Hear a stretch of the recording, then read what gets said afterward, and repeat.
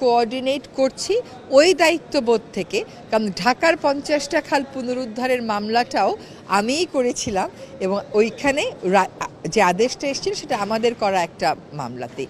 এখন আমাদের তো সময় কম, আপনারা 53 বছরের সমস্যা আমাদেরকে 1.5-2 বছরের সমাধান করতে বলেন। আমরা সমাধানের রাস্তায় যাতে এগিয়ে যেতে পারে সেই কর্মপরিকল্পনা চূড়ান্ত করে উন্নয়ন সহযোগিতার সাথে কথা বলে চেষ্টা করব অর্থেরও সাশ্রয় করে যেতে, এবং আমরা এটাও চেষ্টা করব যে কাজটা শুরু করে দিতে। আপনারা সজাগ থাকবেন যাতে পরবর্তী সরকার সেই কাজটা এগিয়ে নেয়।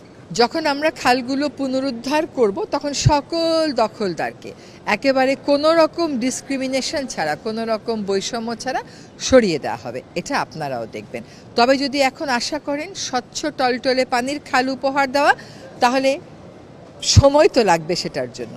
আপনি এখনও হাতির ঝিল এত সুন্দর